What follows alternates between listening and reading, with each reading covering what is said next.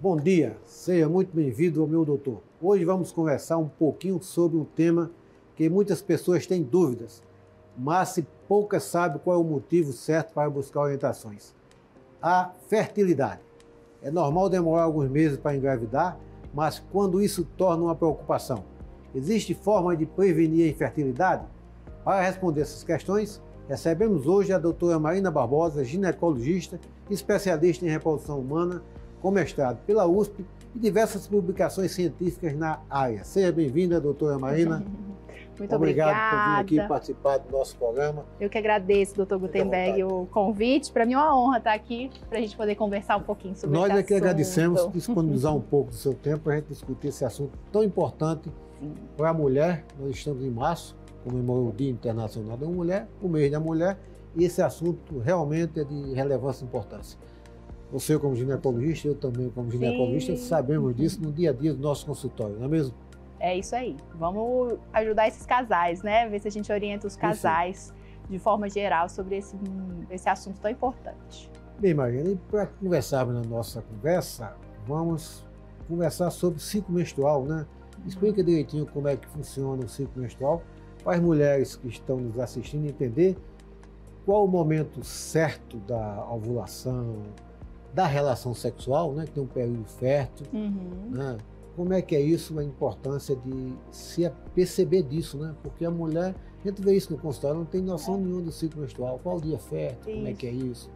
Né? E nem sempre todas percebem aqueles sinais de ovulação, que às vezes a pessoa pode sentir uma dorzinha na pelve, o muco cervical ficar um pouquinho mais... Alteração do muco cervical. Ele fica tipo uma clarinha de ovo. Nem sempre todo mundo percebe isso e tá tudo bem. Isso não quer dizer que a pessoa não tá ovulando. Perfeito. Então o que acontece? A gente tem duas fases no ciclo ovulatório. A primeira fase, que é a fase de desenvolvimento dos folículos, que são as casinhas que contêm os óvulos. E aí a gente tem primeiro esse crescimento do óvulo, para na segunda fase ter a ovulação. O que a gente tem que saber? Essa segunda fase, ela é fixa, ela dura 14 dias. A primeira fase que varia de uma paciente para outra. Então, o dia mais fértil para a paciente ter relação sexual, aumentar as suas chances de engravidar, é no dia da relação e 1 a 2 dias antes dessa ovulação. No dia da ovulação e 1 a 2 dias antes da ovulação. Então, por exemplo, todo mundo às vezes fala, o 14º dia, que é o dia da ovulação. Depende da duração do ciclo menstrual. Se a paciente tem um ciclo de 30 dias, por exemplo, então quer dizer que a ovulação dela acontece no 16º dia, 14 dias antes. E aí os dias mais férteis vão ser 1 a 2 dias antes da ovulação. Então, nessa paciente que tem um ciclo de 30 dias, período mais fértil, 14º ou 16º dia do mês. E é nesse período que se intensifica? Relação sexual. É importante. Percebeu a importância de saber isso, né? Exatamente. E aí pode ter relação também todo dia.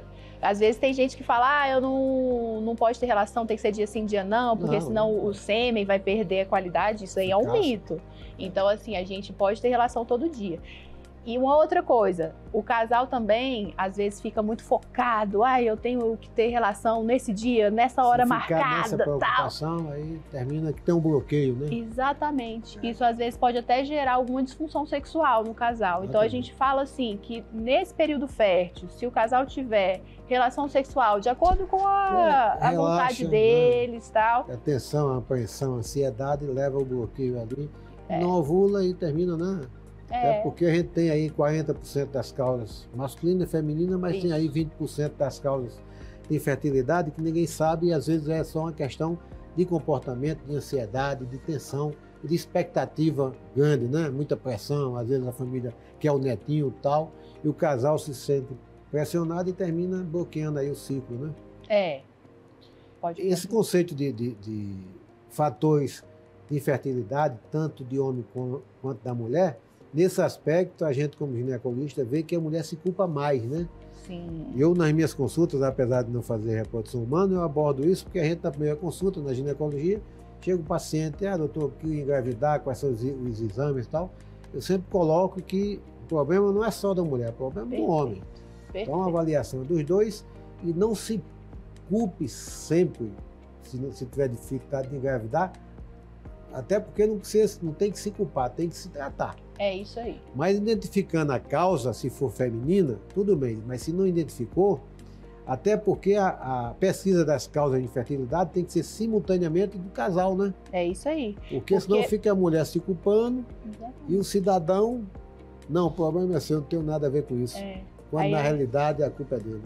Não é a culpa, o problema é com ele. O problema, é um problema de saúde, né? A gente tem que encarar, o que eu falo no consultório, a gente tem que encarar esse diagnóstico de infertilidade como um problema de saúde como outro qualquer. Mas a gente sabe que vem, né, uma carga muito pesada, vem uma pressão do próprio casal, da família, dos amigos. Mas a gente tem que lembrar que é um problema do casal. Cerca de 30% dos casais que têm dificuldade para engravidar, a causa é só do homem. E às vezes o cara, como ele não está acostumado a ir no médico sempre, querendo ou não, nós mulheres, a gente já vai fazer o exame de prevenção com o ginecologista, então a gente é mais acostumada a procurar um serviço de saúde. O homem, às vezes, ele fica um pouquinho em negação. E aí, cerca de 30% das causas é só uma questão masculina. E quando a gente vê questão masculina e feminina, metade dos casais vai ter problema nos dois lados. Então você vê que essa parte masculina realmente está muito presente. Importante. Eu sempre faço questão de abordar isso. Mas outra questão que a gente tem que discutir aqui, que parece um tabu, é a questão do uso do anticoncepcional, né? O uso dos contraceptivos. A paciente acha que porque usou anticoncepcional por muito tempo não vai engravidar e tal. Quando na realidade, se você atrasou um dia de usar, você esqueceu um dia de tomar o seu comprimido diário do anticoncepcional, você pode engravidar. Quando você para de vez, não engravida? Exatamente. Esses métodos contraceptivos, eles não atrapalham de forma alguma a fertilidade. A pessoa, assim que parar de tomar a pílula, assim que ela tirar o DIU, ela já pode engravidar no mês seguinte. Então, isso é um mito. E às vezes a pessoa fala, mas será que eu não estou deixando de ovular? Então eu estou guardando óvulo? Também tem um mito para o outro lado. Então eu estou guardando óvulos? Não, a gente está perdendo os óvulos todo mês, independentemente de estar usando uma porque ele envelhece, né? Exatamente. Tanto faz anticoncepcional oral, como injetável, como subcutâneo. A única coisa que a gente tem é que a injeção de 3 em 3 meses, ela pode ter um efeito um pouquinho mais prolongado. Né? Então, às vezes, a paciente pode ficar até 1 ano depois da última injeção, ainda tendo um bloqueio. Aí você tem um hormônio de depósito. Exatamente. Vai, né? Aí ele age por mais tempo no corpo. É o único método que ele realmente se prolonga. Agora, os outros, pílula... Acabou o efeito, você não engravida se realmente você tiver outra causa, que aí vai ser diagnosticado na consulta, no exame, na investigação da reprodução humana. Que é de cada 6 casais que estão tentando engravidar, 1 vai ter dificuldade para engravidar. Então, é o que eu falo, é um problema de saúde. Então, a gente tem que investigar, fazer todos os exames. E o momento de investigar? Perfeito. A gente espera um ano, desculpa. A gente espera 1 ano para o casal engravidar. A gente tem a investigação indicada depois que o casal está 1 ano sem nenhum método contraceptivo e a gravidez não aconteceu. Agora... Só para chamar a atenção, 1 ano sem engravidar, mas é 1 ano tendo atividade sexual de rotina, né, Mariana? Isso, 1 ano tendo atividade sexual naquele período que a gente conversou, naquele período fértil. E aí, se a gravidez não aconteceu nesse período, a gente tem que investigar, fazer o exame do casal. Agora, se a mulher tiver mais do que 35 anos, a gente já pode diminuir esse tempo para 6 meses, que a gente não quer perder tempo. E se a mulher tiver mais do que 40 anos, a gente já pode investigar de imediato, que a gente não quer perder tempo pensando na qualidade dos óvulos. Infelizmente, nós mulheres, a gente tem um relógio biológico um pouquinho cruel desse ponto de vista reprodutivo. Então, quanto mais a gente envelhece, esses óvulos eles vão perdendo qualidade. Então, se a gente está ali acima de 35, 40 anos, a gente adianta um pouquinho a investigação para já descobrir se tiver alguma coisa errada acontecendo, a gente já poder tratar. Mariana, antes, a gente está já chegando no final do nosso primeiro bloco, mas antes de falar de fertilização, de congelamento de ovos e tal, uma coisa que a gente percebe que há dificuldade no mercado é a realização da histerosalpingografia, né? Verdade. Você sofre isso no seu consultório? Eu sofro isso no Porque eu consultório. acho que é fundamental a realização da A histerosalpingografia é um exame fundamental na propedêutica do casal infértil. É com esse exame que a gente consegue avaliar se as trompas da mulher, se elas estão funcionando, se elas estão com alguma obstrução ou não. E a gente tem alguns serviços só na cidade que fazem esse exame. Inclusive, serviço público, eu vou ser bem sincera que eu não sei se a gente está tendo esse exame, eu acho que apenas lá no Hospital Materno Infantil. Você vê como é difícil, né? Eu estou chamando a atenção disso porque no consultório eu sinto essa dificuldade que antigamente não existia. A gente pedia ali a histerosalpingografia de rotina, naqueles exames iniciais, as pacientes faziam. Hoje, a gente trabalha em hospitais de médio porte e que não fazem a histerosalpingografia, né? E no serviço público também não é fácil, né, o acesso. Não. Portanto, é um exame primordial, porque senão a gente fica cegas. Não adianta a gente dar um passo e começar a tratar, sendo que a gente não sabe se a trompa está funcionando ou não. Ovulação. O que é a histerosalpingografia, como a Mariana falou? É um exame que vai injetar uma substância, né, pelo canal vaginal, que vai penetrar nas trompas e vai ver se essas trompas estão pévias ou não. Se essas trompas que são... É um tubinho, né? Perfeito. Se ele estiver obstruído, o óvulo não passa. Não passa. Aliás, o espermatozoide, né? Não há o encontro do espermatozoide com o óvulo. Não há a captação do óvulo. Exatamente. E ali não se encontra, então não tem como engravidar. Portanto, é fundamental a realização dessa cirurgia, desse exame, que causa um certo desconforto, mas é fundamental. E nós, infelizmente, temos dificuldade, apesar dos pacientes terem plano de saúde. Sim, a gente tem essa dificuldade. Tem um outro tipo de exame que hoje a gente usa bastante nas clínicas de reprodução, que chama histerossono-salpingografia, que é pela ultrassonografia transvaginal. Aí, em vez de usar o contraste de iodo, a gente faz uma misturinha de soro com anestésico. Então é um pouco, né? E aí injeta. Mas de qualquer Mas forma, de toda forma tem essa injeção ali que dá um pouquinho de desconforto. Mas e a disponibilidade no mercado? É só particular. E ele não conta nem no rol da ONS. Mas não é nem autorizado pelo plano de saúde. Bem, vejam vocês que as coisas não são fáceis, mas nós chegamos ao final do nosso primeiro bloco, mas vamos voltar no segundo bloco para falar sobre fertilização, congelamento de ovos, assuntos que é de suma importância para você que está apresentando algum problema aí na tentativa de engravidar. Não saia daí, voltamos já. Bem, voltamos ao nosso segundo bloco e continuando a nossa conversa aqui com a doutora Mariana sobre tratamento para infertilidade, vamos abordar outras opções, né? Além da natural, que é o controle do ciclo, ter relações no momento certo, com uma certa frequência, né, Mariana? Isso. Porque um ano sem engravidar não é um ano simplesmente, é um ano sem efetivamente ter atividade sexual, né? Mas aí a gente tem outras opções, congelamento de ovos, fertilização, né? Quais são essas outras opções? Bom, é importante a gente falar do congelamento de óvulos, como a gente mencionou, a gente, mulher, né, nós já nascemos com a nossa quantidade de óvulos no número predeterminado. Então, conforme o tempo vai passando, esse número vai diminuindo e também a gente vai perdendo qualidade desses óvulos. Então, às vezes até tem um encontro do óvulo com o espermatozoide, mas aí quando é um óvulo mais velho, na hora de se dividir, essa divisão não acontece da forma correta, o corpo percebe isso, não deixa nem a implantação do embrião acontecer. Uma forma que a gente tem de tentar frear esse relógio biológico é através do congelamento de óvulos, que é um procedimento que a gente normalmente indica para pacientes até os 35 anos, que são pacientes que têm uma quantidade maior de óvulos e têm uma qualidade melhor desses óvulos. E a gente faz uma indução da ovulação nessas pacientes para a gente tentar produzir o máximo de óvulos que ela tem o potencial. Então a gente não consegue usar, não existe nenhum remédio que seja assim passível de aumentar o número de óvulos da mulher, a gente só consegue mesmo resgatar o que a pessoa já pode produzir. E aí a gente faz a coleta desses óvulos por via transvaginal, faz um furinho ali no ovário, vai funcionando o ovário e a gente guarda esses óvulos num botijão de nitrogênio líquido. Eles ficam congelados, não tem um limite de tempo, eles podem ficar congelados aí indefinidamente.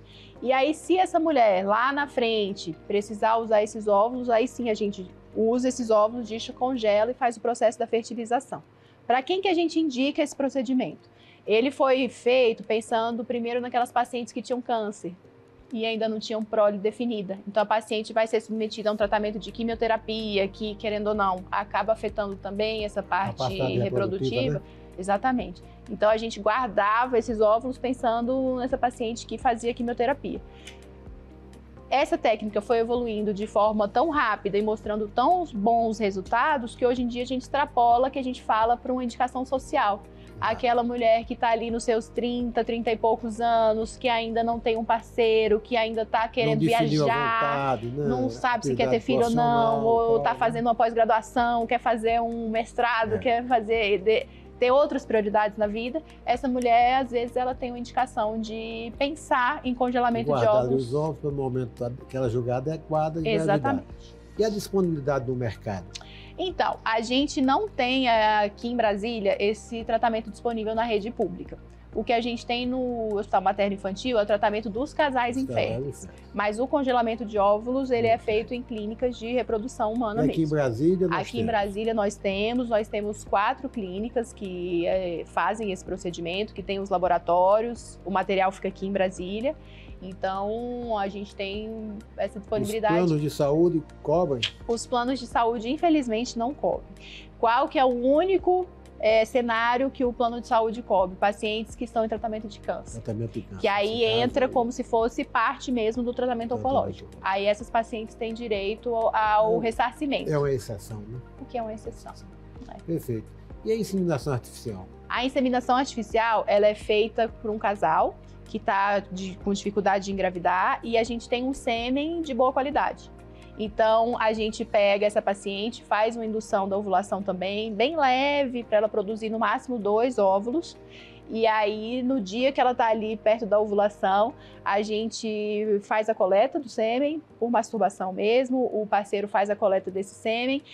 A gente prepara o sêmen numa centrifugadora, deixa ali numa concentração boa, só espermatozoides bons, no líquidozinho. Mais férteis, mais saudáveis, mais sadios. Exatamente. E aí a gente faz a injeção desse líquido com os espermatozoides dentro do útero da mulher.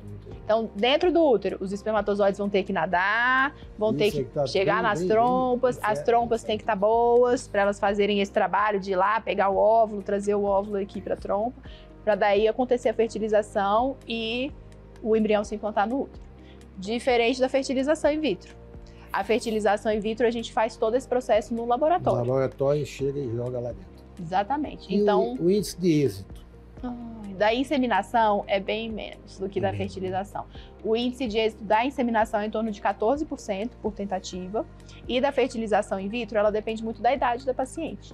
Então, enquanto pacientes abaixo de 35 anos têm uma chance aí de sucesso por tentativa de mais ou menos 35%, pacientes que já têm 40 anos já cai aí para em torno de 15%.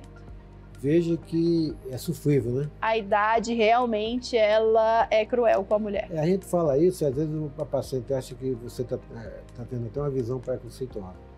Mas no mundo ideal, gestação tem que ser cedo, né? No mundo ideal, a prole deveria estar definida até os 35 anos.